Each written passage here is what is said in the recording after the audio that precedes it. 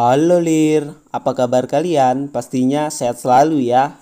Di video kali ini gue lanjut ke part 6 dari serial Woshida Sengshan. Tapi sebelum kita ke videonya, langkah baiknya subscribe dan nyalakan loncengnya agar kalian bisa mendapatkan video terbaru dari Nova Movie. Tanpa banyak kincong, langsung saja kita ke videonya.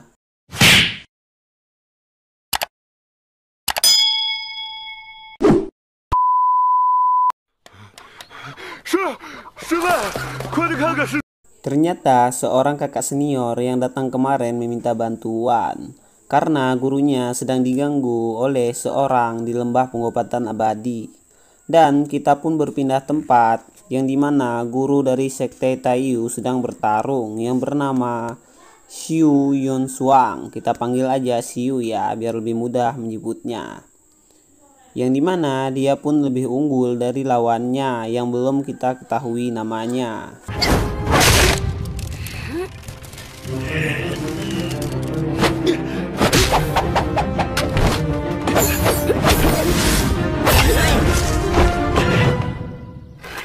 Setelah itu, orang yang melawan Bibi Xiu pun memakan feel tulang 9 transformasi yang membuat kekuatan spiritualnya meningkat pesat dan menjadi lebih besar dan kuat.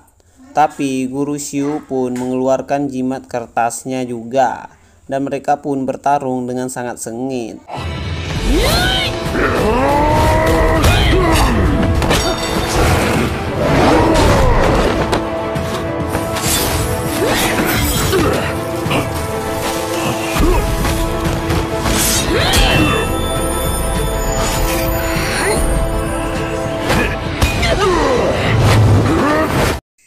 Kemudian kita pun diperlihatkan ketua sekte Taiyu yang lagi bersedih karena sekte Xingping sudah mengganggunya.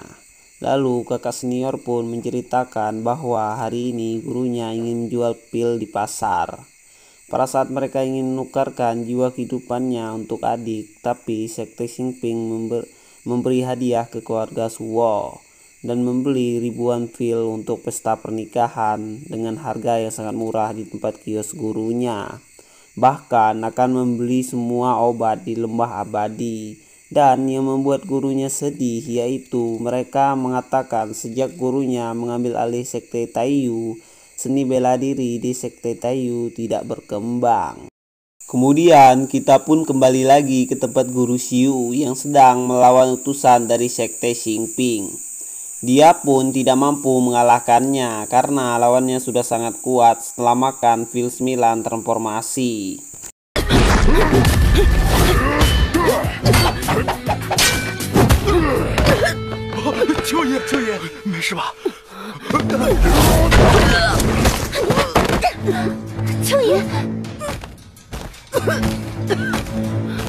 Utusan dari sekte Xingping pun mengatakan Xiu Er anak pelacur dari keluarga Su, yang membuat Xiu Er marah dan mengeluarkan jimatnya. Tapi guru Xiu pun melarangnya karena itu adalah jimat kehidupan terakhir yang ditinggali oleh ketua Xiu untuk Xiu Er. Tapi utusan sekte Xingping pun terus mencaci maki keluarga Su. Dia pun mengatakan bagaimana kalau Xiu Er menjadi selir di rumahnya saja, yang membuat Xiu Er marah, tapi guru Xiu melarangnya menggunakan jimatnya lagi. Kemudian Xiu Er pun mengingat ramalan kakeknya, yang dimana nantinya akan ada seorang anak muda di masa depan. Dia akan menunggangi naga putih dengan bangga yang akan melindungi Xiu Er selamanya. 也不在，以后也会有那么一位少年，他会驾着傲视白龙出现在你身边，护你一世周全。 Xiu Er pun tidak ingin menunggu pemuda itu dan menggunakan jimatnya untuk menyerang utusan dari sekte Xingping. Tapi pada saat Xiu Er menyerang, tiba-tiba datang si Jiang yang menunggangi seekor babi yang sangat besar, menabrak utusan itu, yang membuat Xiu Er mengira itu adalah pemuda yang diramalkan kakeknya. Para utusan itu pun terjatuh dan diserang rombongan babi yang sangat banyak.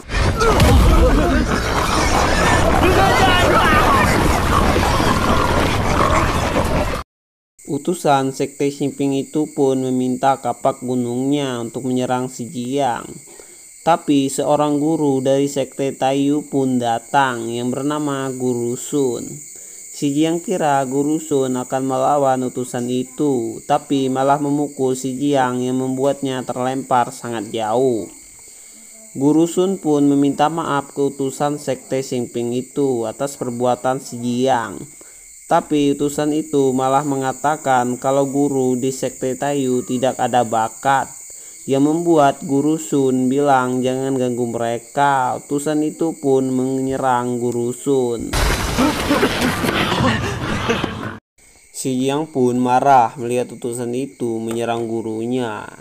Berkata kepada utusan itu kalau ini adalah wilayah sekte Taiyu.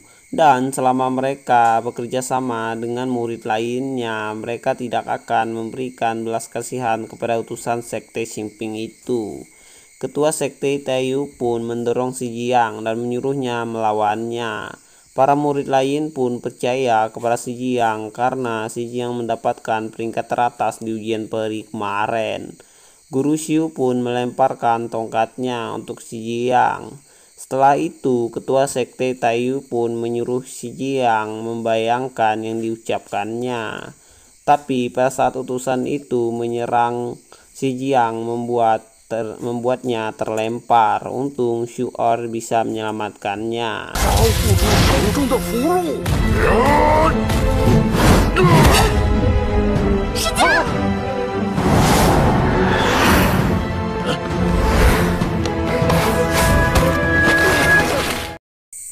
Setelah itu, ketua sekte Taiyu pun menyuruh si Jiang konsentrasi pada tongkatnya.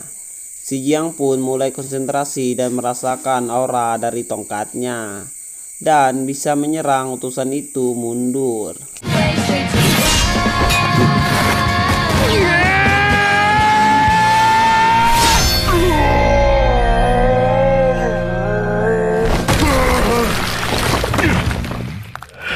Lalu utusan itu pun melepaskan si Jiang hari ini, berkata jangan berharap bisa menjual fil dari sekte Taiyu lagi.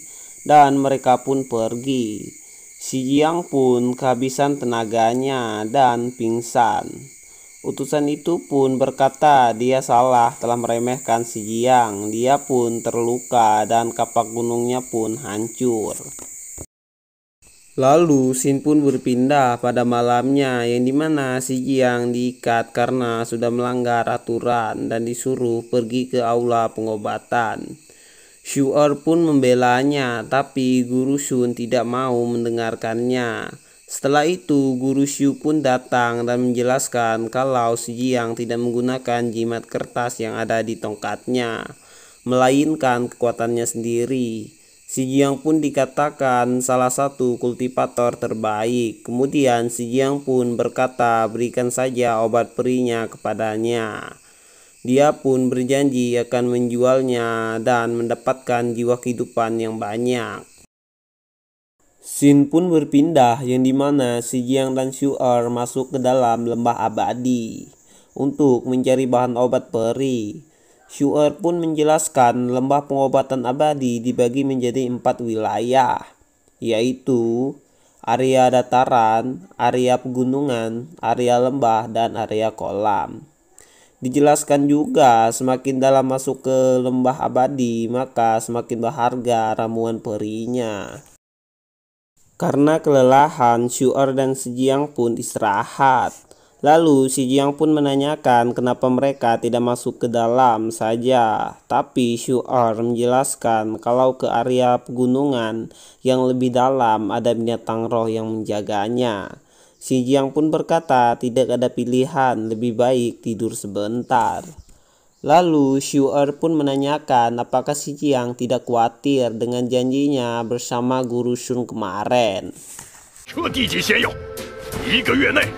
用它赚回1年寿元。若是失败，苏月儿需立即挑选一位名门公子，亲自上门，求亲成婚。什么？至于你石江，要被逐出太岳门，永不得入宗。你敢与老夫赌吗？现在一车低级仙药莲，有什么不敢？不过我石江从来不做亏本的买卖。如果我赢了的话，我就要把你的眉毛剃掉。一紫梅，你敢赌？ Si Jiang bilang jangan khawatir karena dia tidak akan membiarkan Xiu'er nikahi orang yang tidak dia suka. Setelah itu tiba-tiba si Jiang melihat ramuan peri dan mencabutnya, tapi ramuannya langsung mati. Datanglah guru Xiu yang menjelaskan bahwa sebelum memetik ramuan peri harus memakai cincin aura. Guru Xiu pun memberi cincin aura kepada si Jiang. Dia juga mengatakan kalau si Jiang ingin mendapatkan ramuan peri satu gorbak, ikutlah dengannya. Kita pun berpindah pada malam hari, yang dimana Guru Xiu memerintahkan murid Aula Sai untuk membantu si Jiang mengumpulkan satu gerobak penuh ramuan peri. Mereka pun sangat semangat dan ingin membantu si Jiang keesokan harinya. Tapi pada saat Guru Xiu pergi, si Jiang mengajak mereka membahas pembagian kerja. Mereka malah tidur dan tidak peduli dengan si Jiang karena kakak senior bilang sekarang berbeda dengan masa lalu karena divisi pengobatan terus berusaha menekan harga ramuan peri. Dia juga bilang saat ini satu gerobak ramuan peri hanya bisa dihargai kurang dari 1 bulan jiwa kehidupan saja. 一字眉的坑还不少呢，市场价不到1月的仙药，让我卖1年手源，足足12倍啊！ Tiba-tiba Gao Chang datang dan ingin membantu si Jiang mengumpulkan ramuan perinya. Dia bilang dia diterima di sekte Taiyu untuk mengumpulkan ramuan peri untuk sekte. Gao Chang pun membawa beberapa ramuan kepada si Jiang. Lalu dia juga berkata kepada kakak senior mengapa mereka tidak memberikan cincin auranya kepadanya. Karena keesokan harinya dia akan mengumpulkan ramuan perinya untuk mereka. Mereka pun memberikan cincinnya kepada Gao Chang. 采药如何啊？小子，你挺懂道啊！那，给，记住别说漏嘴了。明白，明白。 Pada saat malam, terlihat Gao Chang sedang mengumpulkan ramuan peri. Dan si Jiang mengikutinya. Dia melihat apa yang dilakukan Gao Chang. Ternyata dia semalaman mengumpulkan ramuan peri. Setelah semuanya terkumpul, dia pun berhenti. Dia mulai membuat pil dengan cara memakannya dan membuatnya dalam perutnya.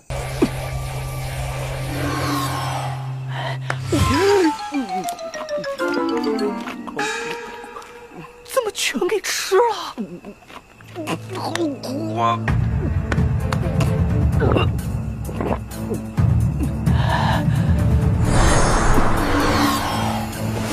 运转朝天印之身，万药汇集罗志昌。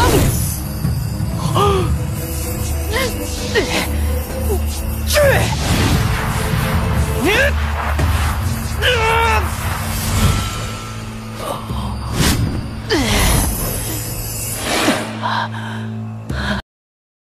Setelah selesai, terlihat Gao Chang yang sakit perut karena ramuan perinya dan segera membuang air besar. Si Jiang pun melihat yang dia lakukan. Ternyata dia mengeluarkan obatnya dari dalam perutnya. Si Jiang pun teringat obat yang dia makan kemarin pada saat ujian peri. Gao Chang pun memakan pilnya. Ternyata dia berhasil membuat pil transformasi. Dia juga bisa menjadi Guru Xiu.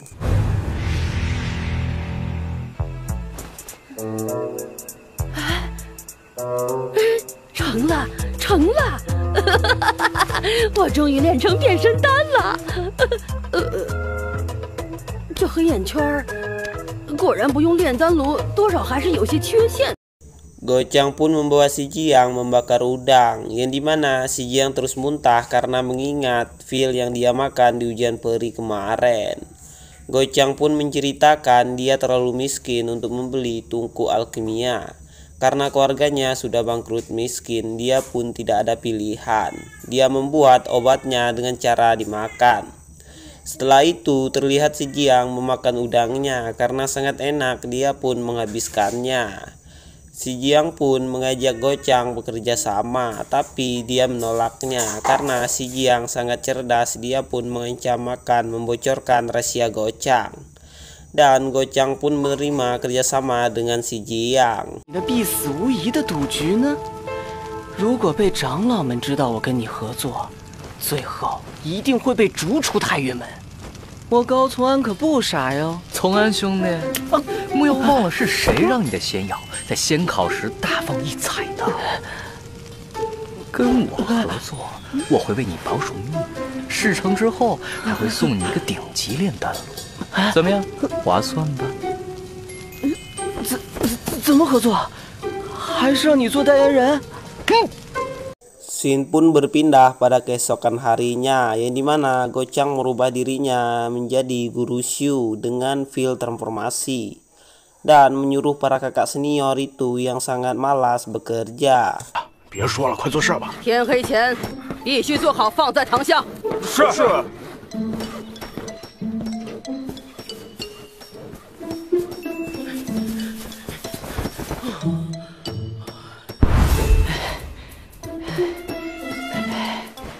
还是石公子更不要脸，想出这招让他们做事儿。 Dan Part 6 pun selesai. Sampai ketemu di Part selanjutnya ya. Gue Nova Buffy pamit undur diri dulu.